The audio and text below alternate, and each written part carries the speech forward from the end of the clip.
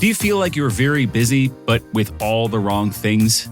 You are constantly working to try and grow or improve your clinic or coaching business, but the weeks and months go by and you are faced with the reality that nothing is really changing. That is something today's guest sees all the time and helps health entrepreneurs with, completely transforming their lives and businesses to generate more revenue, feel fulfilled, and have the freedom they deserve. Meghan Walker is a health expert, entrepreneur, and health systems innovator. She's also a former naturopathic doctor and an award-winning speaker, having spoken on media outlets and stages around the world on subjects related to health innovation, entrepreneurship, women's health, and leadership. Her company, Clinician Business Labs, helps clinicians scale and amplify their businesses and their impact. I'm Joel Oliver, and this is Profits Through Podcasting. Meghan, welcome in. Yeah, I'm so happy to be here. Thanks for having me. I always like to start with a little bit of a backstory just to know where you came from and what got you here. You have your business, Clinician Business Labs. When did it start and why? Yeah, I call this my accidental business. So it's not like I was sort of sitting there being like, oh, I've got this huge vision for what I want to build and create. I was a clinician. I was a naturopathic doctor. And even preceding that, I have been an entrepreneur my whole life. I was fired from my first and only job that I had in the summer as a teenager. And I got my first taste of entrepreneurship when I came home and I told my dad that I would no longer be working at the marina. And he said, well, what are your plans? Because you're not going to be sitting on the dock all summer. And I said, well, what has to be true for me to be able to sit on the dock and get to earn money at the same time? So I accepted the challenge he didn't know he was throwing down.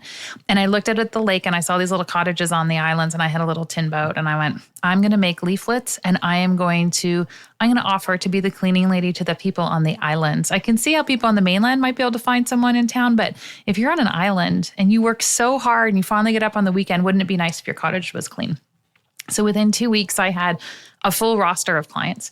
And the next summer, I hired 11 of my friends to help support me. And we did this exclusive focus, niching in on islanders who wanted to clean their cottage. So it was my first foray into, oh my gosh, I can contribute and add service and expertise to someone else's life and get paid for it and have leverage. So I experienced leverage at a really young age. I sat on the dock and had a beer with my dad and had watched all my friends out at all the cottages. And I went, no matter what I do in my life, it needs to be my vision and my contribution and the thing plus entrepreneurship. It was the vehicle with which I wanted to maneuver around the world. So I studied naturopathic medicine, left that, started a clinic. And similarly, I had just had people who would reach out and they'd say, Meghan, how are you guys making this work? This is a really challenging business model. And being young and naive, we just kind of went for it, constantly looking for leverage, constantly looking for these like fundamental business ideas that we had been exposed to this point in our life. And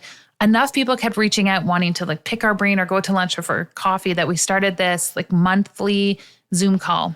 Anyone was welcome to come. If you had a question, just like bring it. But it was way more efficient for me than going out for lunches. And then everyone had the same problem. So we made our first online course. And then everyone wanted to have higher level discussions. So we launched our first mastermind. And then we just kind of kept reading the room, like where were people having another layer of challenge? And we would design a solution to support them. So Clinician Business Labs really grew from my own experience. It was sort of a mother of necessity because I didn't have time to meet with people, but it worked really strongly in alignment with what I wanted to do, which was really amplify the average person's access to our system of medicine. And I fundamentally believe that when people have their health, they can change the world. And I really quickly realized in my own practice, like if I'm lucky, I'm going to change the lives of 3,000 people, which is amazing.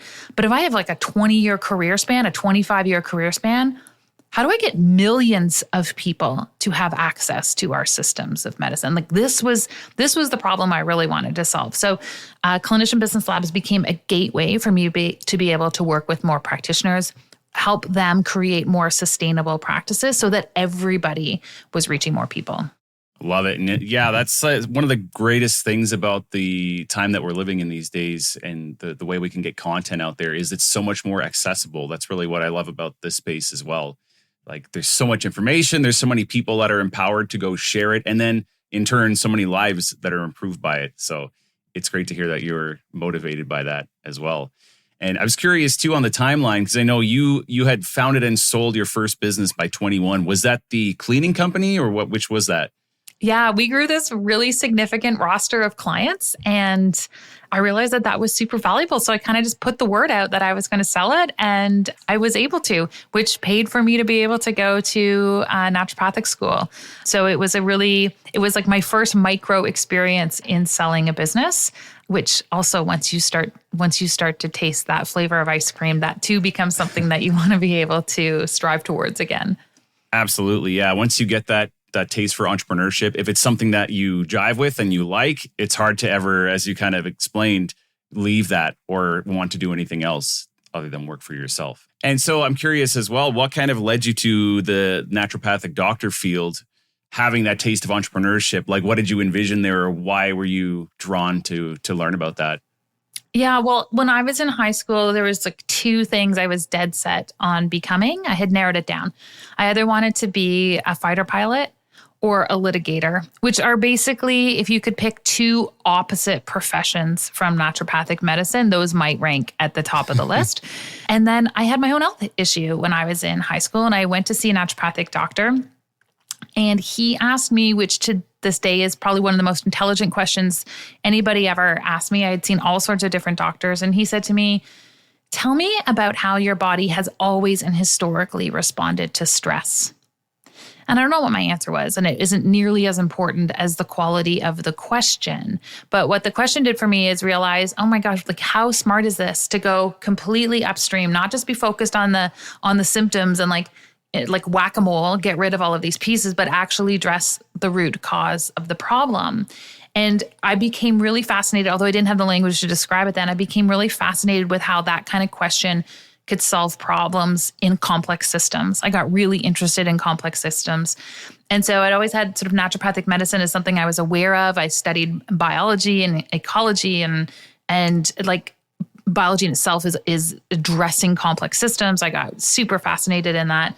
And then when it came time to kind of figuring out what I wanted to do with my degree, because every degree needs to actually be leveraged with something practical, I revisited this idea of naturopathic medicine and applied and went, and kind of the rest is history. And the beautiful thing about it was, because I just couldn't shake the intelligence of the question, to me, naturopathic medicine is just a vehicle and a system to solve problems within a complex system. And what's interesting is like I take the principles of naturopathic medicine when I'm trying to figure out something that's going on in our business, or we're trying to look at things, we're looking at economics. I look at it through the lens of naturopathic medicine. So to me, it is simply a vehicle for problem solving when we're dealing with multiple factors. So I was always really fascinated with that. And it was a clear route for me to be able to be an entrepreneur at the same time. Okay, great. I do want to get into more of the business side of things. That's your forte these days. So you talked about the stress and how that affects people's lives. And let's address first practitioners out there who may not be aware of the fact that they could use some help or even know that help is available. Can you, at a high level, give us a bit of an overview on that? Like people who come to work with you, what are they typically struggling with? And also the ones who don't even know that you exist or that they need assistance from you, like what are the problems that they might be experiencing? Yeah, thank you for that question. So here, I think it's really important that we kind of compartmentalize the different types of businesses. So if you're a clinic owner, that is a totally different business model than if you are an associate. And so if you're the associate who comes to work in the practice, most of the time, unless you are an employee, I think it's really important to recognize you don't have a job. You have a small business. You are self-employed and you tap into the mothership of a clinic. That's the first point of awareness that a lot of the individuals who kind of stumble across us on the associate side have come to realize the hard way. And so when we're in school, there is a reward system that we are attuned to work with. And no one overtly tells us what that is. We're just naturally trained to work hard, follow the rubric of the assignment, put in the effort. And if you do a really good job and your spelling is all correct and it's formatted properly and you check off all of the areas of the rubric, then you get your A+. And if you like add extra accoutrements, you might get even more recognition than that. But we were rewarded for following the rules, handing in the thing on time, and we graduated. And those of us who learn to master that game and master that set of rules, it is a very hard transition. And it's a very hard ending. When you grab that diploma, what people don't realize is you actually are at the very forefront of your next game.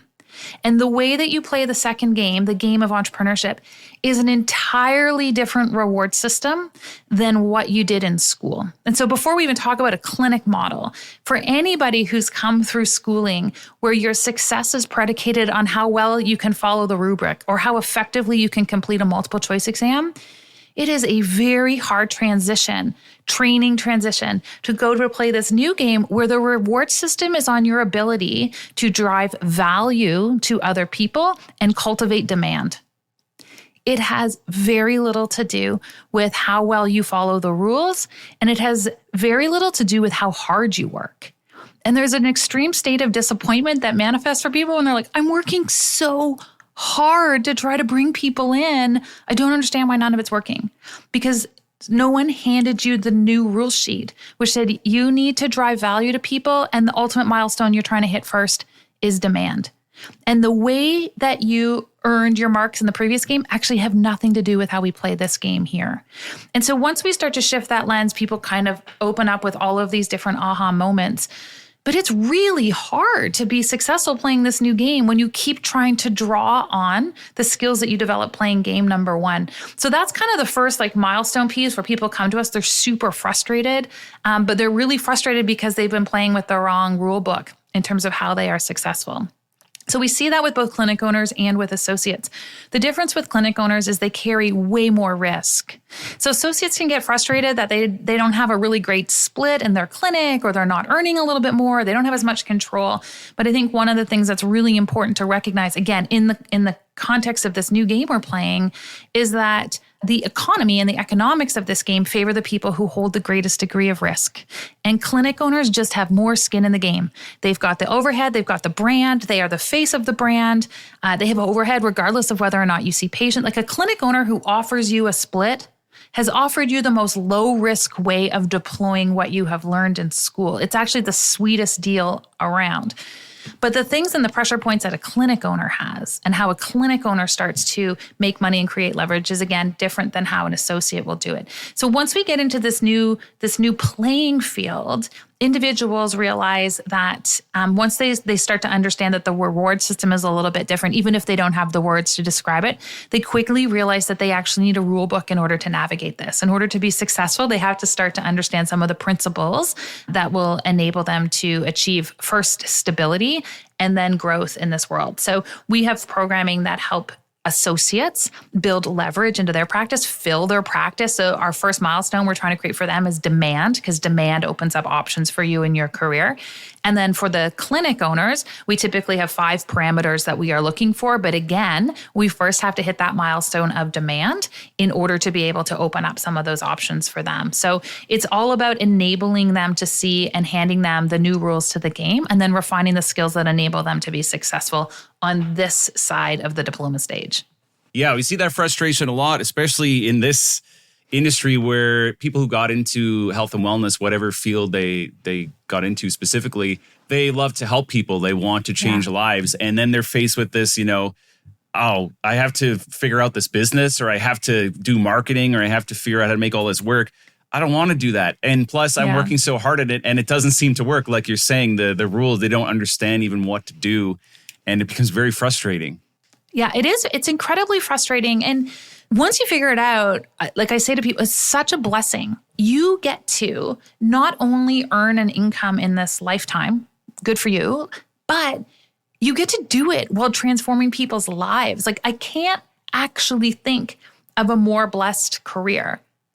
But the gap for just so many people is that they just don't understand those rules of engagement. Once you understand how to market, how to tell a story, how to share the passion that you have, probably around the dinner table when you're talking to your family about functional medicine or naturopathic medicine or chiropractic, translate that into a message that speaks to real people who are looking for your help, everything starts to click. It starts to get a little bit more fun. But I agree, if no one tells you how to do that, if no one has shared with you that we're, like I said, playing a different game, it's incredibly frustrating. And where we retreat to doing the things that we feel really confident in, which is why we over-index our investment in doing more CE and more learning. And like, what if I just get one more credential, that'll probably be the thing that opens the door to more people coming in.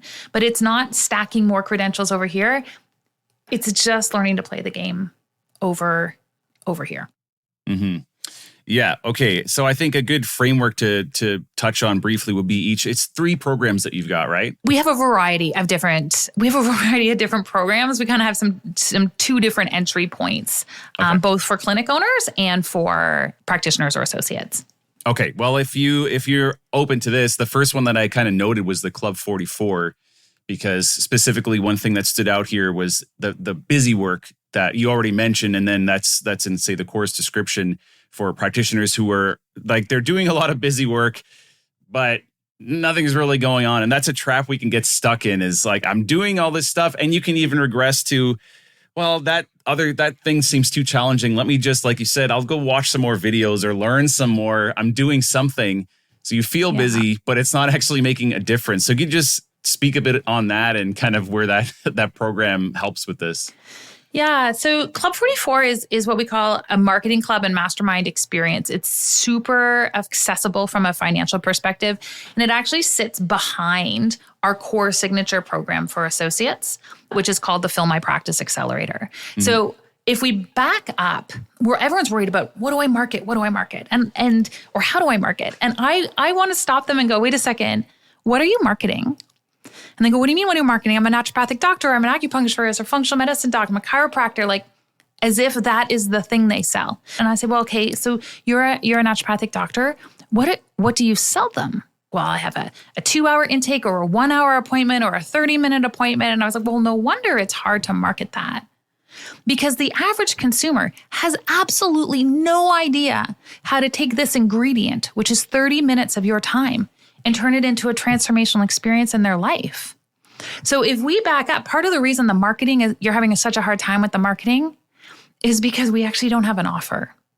So the average person can't pronounce naturopathic medicine yet, let alone understand how it's going to transform their life.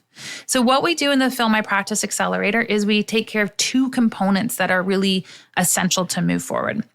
One, we help you design what we call a signature care system, or a methodology. So we take your training and education as a naturopathic doctor, and we help you choreograph a transformational experience for your patients.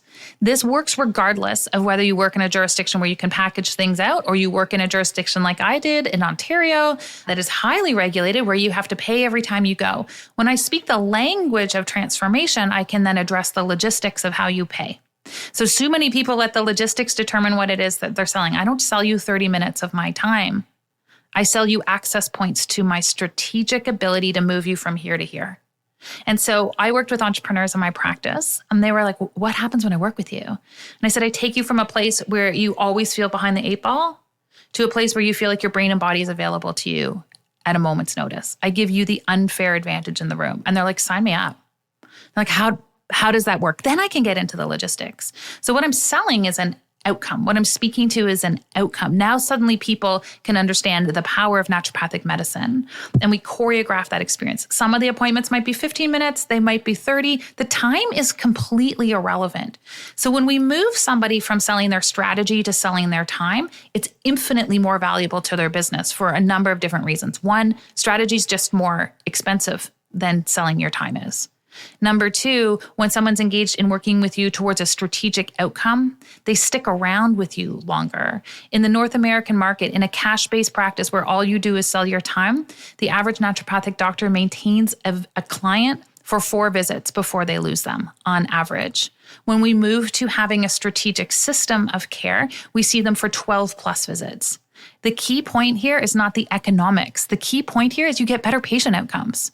If you only see someone for 4 touch points, you might teach them what gluten-free bread looks like and that they shouldn't go down the middle of the grocery store aisle. But the second you're not around to keep them motivated or their symptoms slip back, they're going back to the same old pattern they did before when they were stressed out in their life. We need more touch points with people. So I designed my first signature care system because I was like, I'm just not maintaining the outcomes that I want to deliver to my patients. They're leaving after 4 or 5 visits and they're coming back in 18 months exactly where they started. So I needed to start to choreograph an experience. I needed to speak in the language of experience because I realized in the absence of that, I was putting all of the work on my clients to try to understand what a naturopathic doctor did. And honestly, they didn't have time. My ideal clients are busy running their own lives.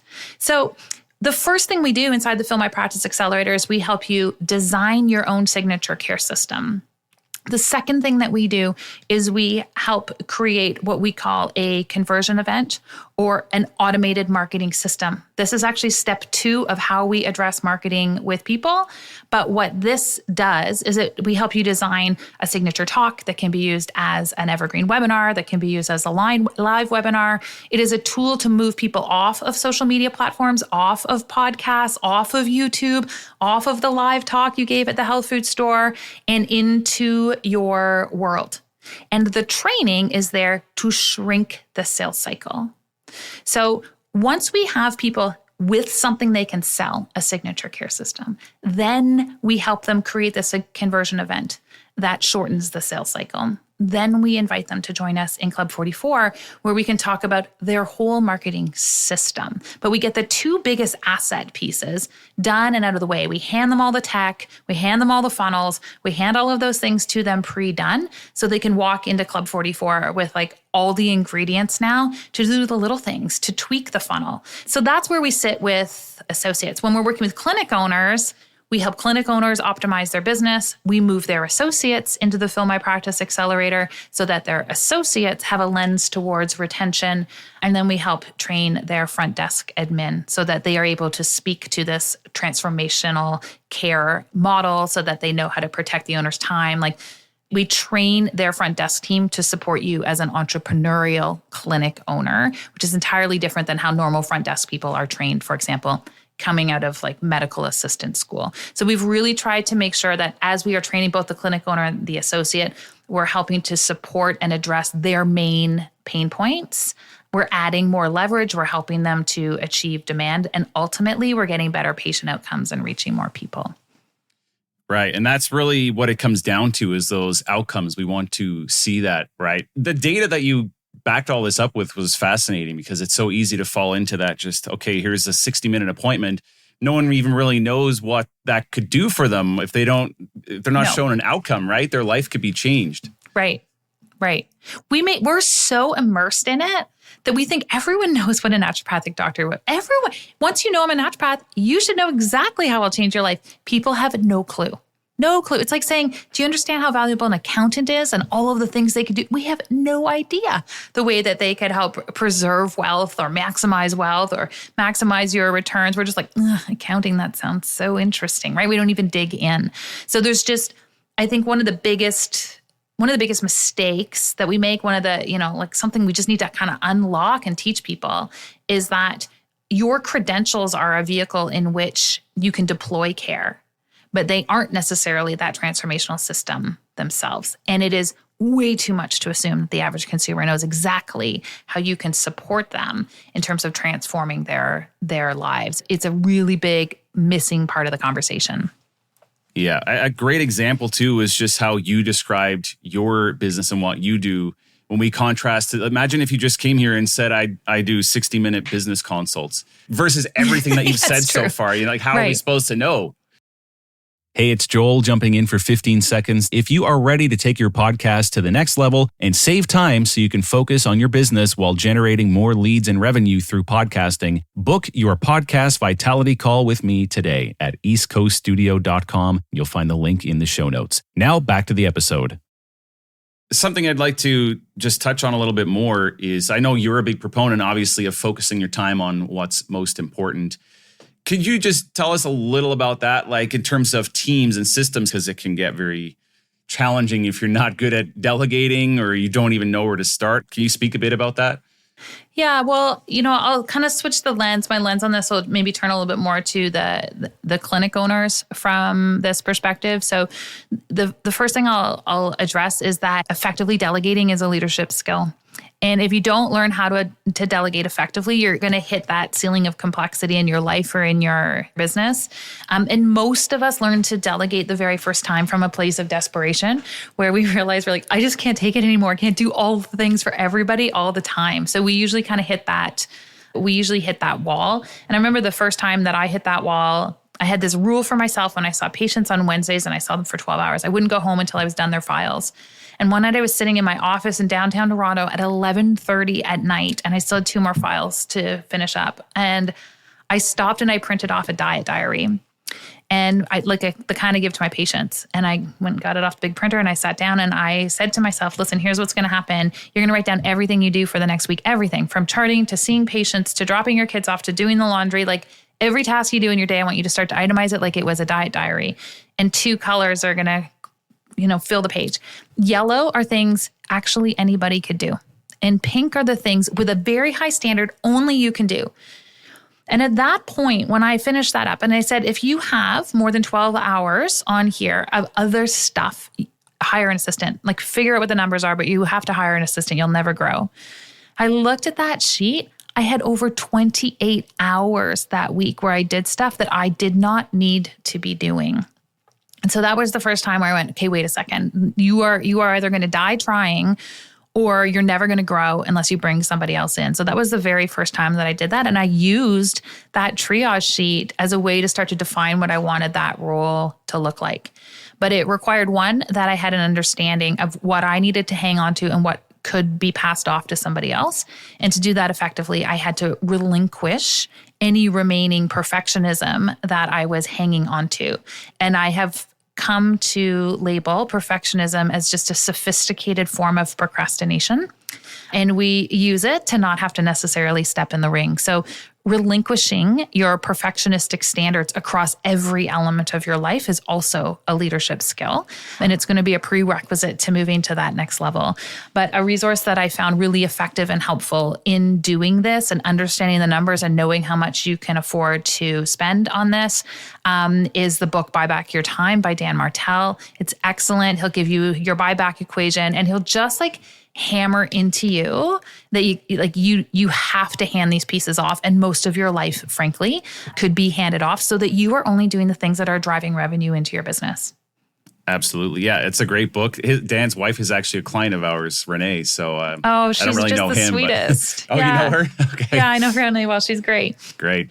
Yeah. Okay. So I'm glad you brought that up about how to actually identify these things in your life that are taking too much time that you don't need to be doing. When you were going through that process, were you finding hangups on things that you originally felt like I have to do that, but when you really took a good look, you saw that, okay, I don't have to. Was that a challenge? Because I know a lot of people do face that where they think, no, I couldn't give that up. I can't relinquish that, but they actually could. They needed to. Yeah, I think some of it was easier for me than I feel like it is for our clients. But I think my clients have enabled me to be more self-aware of that pattern. I realized I'm pretty sure I left clinical medicine because I hated charting so much. And it was such a thorn in my side and my quality of life to chart to the degree I felt I needed to chart given the regulatory environment in which I practiced. And so I probably spent more time there than I needed to. But ultimately, I think that was the thing that pushed me over the edge. Now there's tools that do the charting for you. They're AI-driven scribes that are PIPEDA compliant or HIPAA compliant in the States. And you don't have to chart anymore. And what is shocking to me is when people are like, well, I just feel like they probably won't do as good a job, so I still write it all out.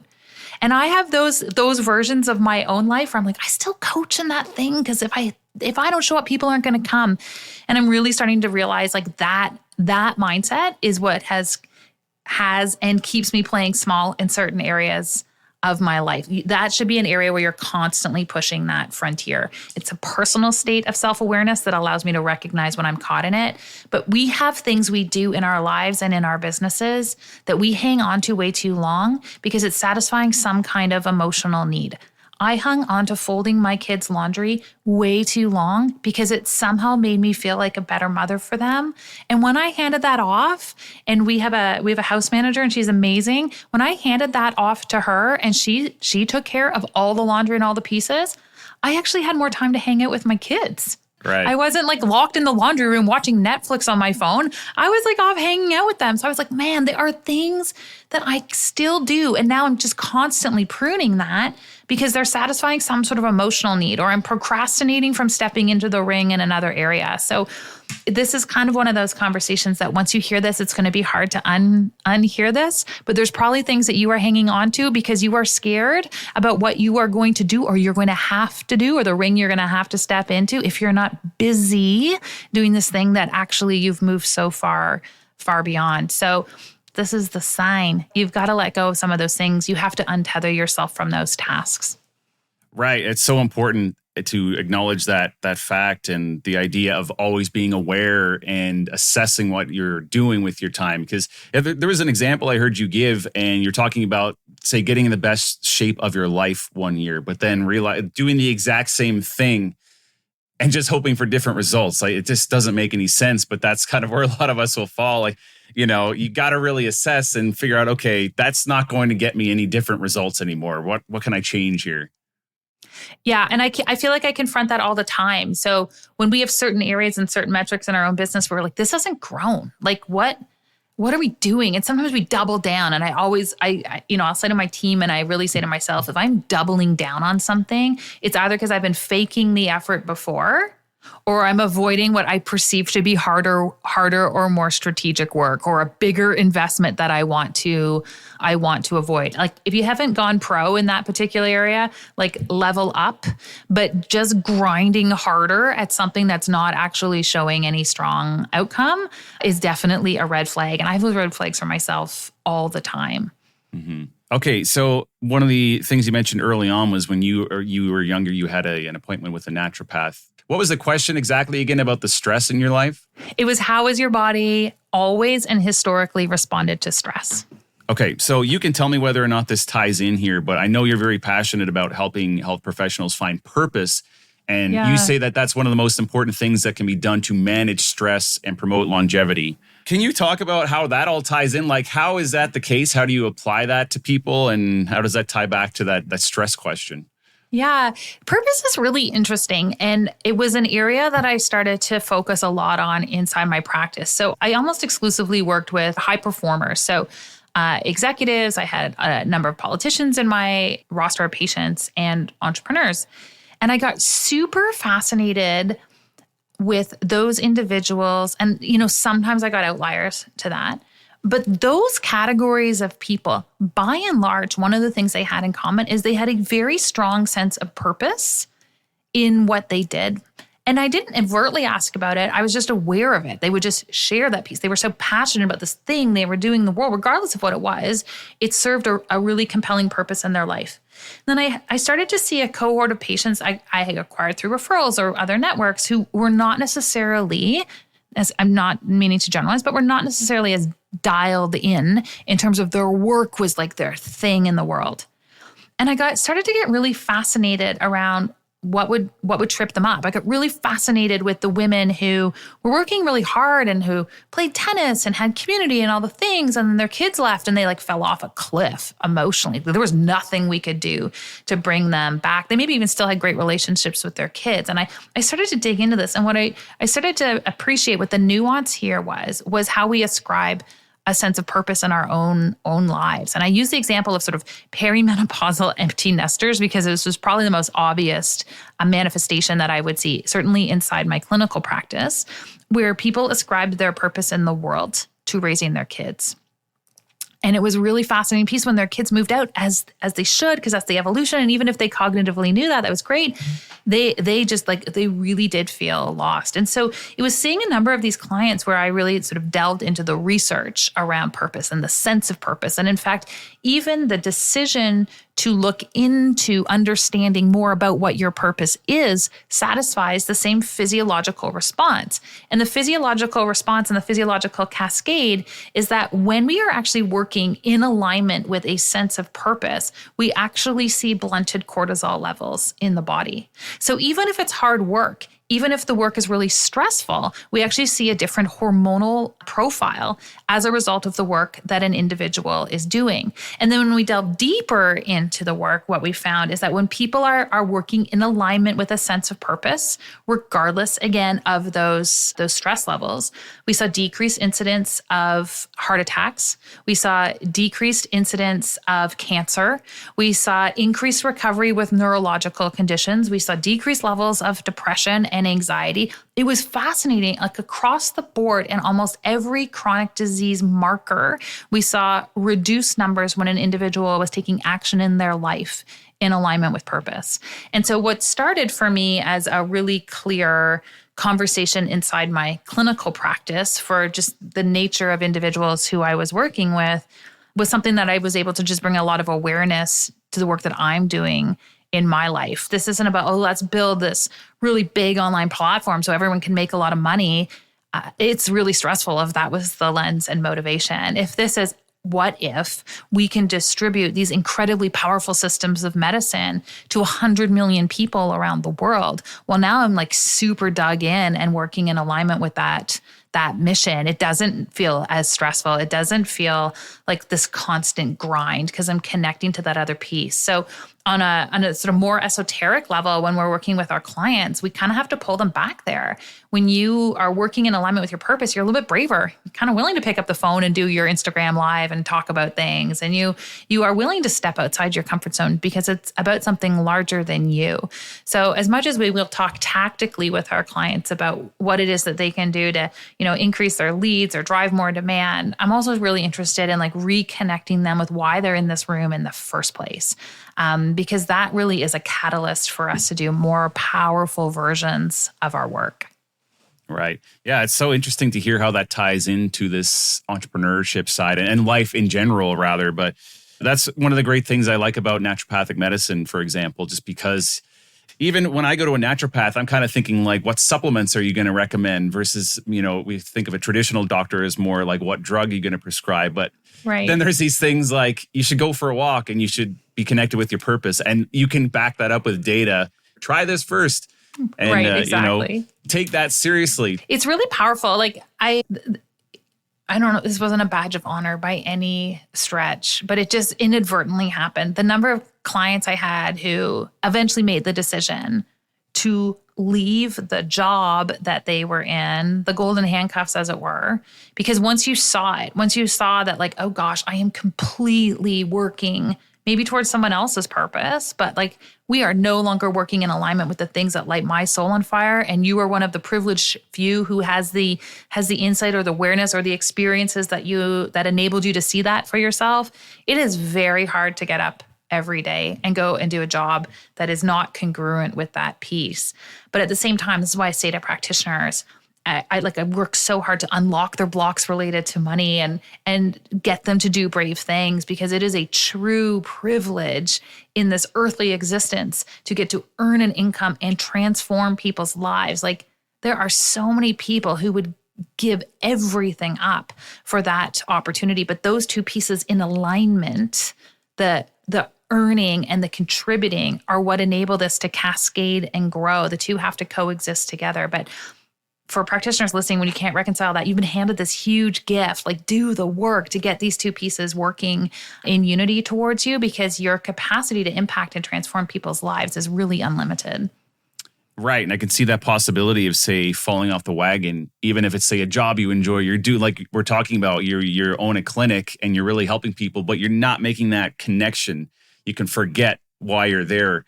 So at a very high level, what are some initial tips you would give to people for connecting with that purpose? Like, what is your first recommendation when you explain that to them?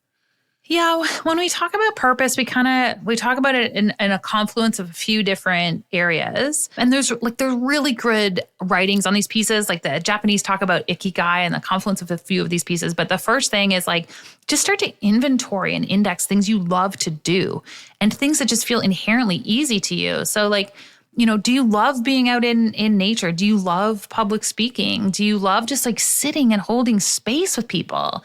Do you just really start, and they can be random things. There doesn't have to be a theme here, but what are things that you as a human, just really, really enjoy? And then we sort of look at that next piece, which is what are some of the areas that you're really good at? So where do you have inherent skills? And a lot of times these things are hidden. These are things that you take for granted that other people find really hard. I use public speaking here as an example because some people are just inherently excellent, captivating speakers. And they're like, oh, it's never hard for me. I've never had any training. It's just the thing I do. Well, great. Let's put it inside that circle. Or maybe you're a natural artist. I can't even draw a stick man. No one even knows what that looks like. So you probably have this inherent set of skills in a wide variety of ways, stick them all in that circle. And then we look in that third piece where we really start to look at how can those things we love to do and things we're good at, where's the overlap? Where's the Venn diagram with how those things can come together to assist others? Where can we leverage those skills and things you love for contribution? And that could be spending time on the PTA. That could be how you show up as a leader inside your home. That could be how you show up in business. That could, there's so many ways that could show up. How can we Venn diagram these towards contributing in the world? Where could you offer these skills up? And then if we're talking about this in the context of entrepreneurship, the fourth component of this Venn diagram is now, okay, well, where could we monetize that? Where could we actually earn as a result of this confluence? And this is the subtle shift I would make for those parents in particular, is I'd say, okay, let's actually break down this thing about your kids leaving. And I talk about this with young parents too. One of the things I really want to get in front of is making sure people's kids don't become their source of purpose. That is a tremendous amount of pressure we've suddenly just placed on the kids. It's having this more subtle nuance of understanding how did your unique skill set and the things that you can teach in the world, how did you get to have those manifest through your children? What kind of leadership skills did you impart? What kind of lessons about money or how to take care of your health did you impart to them? Now, where can we contribute those next? So really pulling the purpose out of that vertical and looking at where it can contribute into that next piece. That's what gives this idea longevity. That's how the purpose piece doesn't die when we lose a relationship or a partner or a kid or a job. It's really recognizing what we brought to those experiences. And that kind of broadens those elements for you a little bit more. You come across as a great coach because you've got this wealth of knowledge, but then your ability to articulate it and actually make it actionable and understandable for people is fascinating. So clearly so much we could cover here, but I think this alone has been extremely valuable. One thing I always like to end on, it seems like you've got everything in order. You know the answer to everything, which is great. But as entrepreneurs, there's always some kind of either challenge we're dealing with, or at least a priority we're kind of watching to see what our next move is going to be or what we need to be thinking about. What would you say is that for you these days? Yeah, such a great question and so exciting. So we've worked for a really long time in that coaching realm. And what I've constantly has been my North Star is how do we put these systems of medicine into more people's hands? And so our next frontier and our next piece that we're going to be challenging is how do we leverage software? How do we leverage AI? How do we leverage some of our existing network to really amplify the work that we've been doing and amplify the voice of integrative medicine into healthcare systems around the world? It's sort of the next big thing. We've got some really exciting elements that we're going to be rolling out in the fall of 2025. So stay tuned for that. This is a new frontier for me, but I think it just feels like the next right step in terms of the work that we're doing. Sounds great. Yeah, you've got an event coming up in fall as well? We do. We've brought back after 2 years. We run a live event called Impact Lives because, and I shared this with you before we started the interview, we are moving as a family to Barcelona this fall for at least the next 2 years. And so we're going to run this as a live virtual event, live from Barcelona. And it's worth checking out because we have a strong reputation and we have a current plan. We give away epic prizes to people who are there live, Pelotons and trips and all sorts of cool stuff. So if you're a practitioner, check out Impact Lives. It's a really fun time. Okay, great. And that's a virtual event, so people can join from anywhere. It's a virtual event. Yeah, great. Absolutely. Okay, so that was my next sort of final question is where should people, if they want to perhaps work with you or learn more about what you're up to, what's the next best step for them to do? Website, Instagram?